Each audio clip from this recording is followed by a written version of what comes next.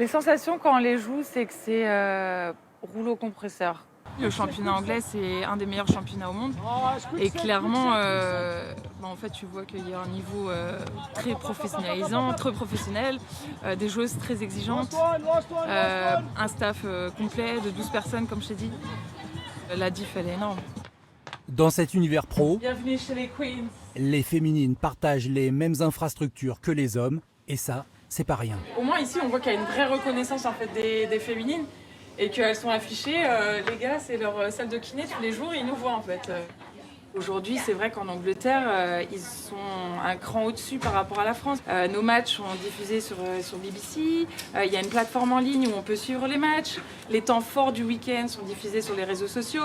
Donc, en fait, il y a toute une dynamique autour du championnat et on a envie de suivre, ça donne envie de suivre le championnat anglais. Un déséquilibre qui se répercute au niveau international et se traduit par la domination sans partage du 15 de la Rose. 11 victoires consécutives face à la France depuis 2018. Les sensations quand on les joue, c'est que c'est rouleau compresseur. Vraiment, c'est des gabarits qui sont beaucoup plus épais que les nôtres.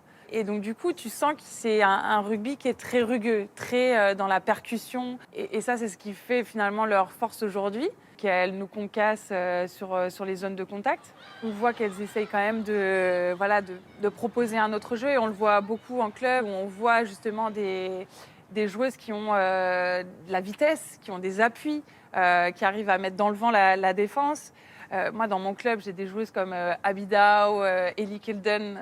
C'est des joueuses incroyables qui, une fois le ballon en main, elles sont quasiment inarrêtables.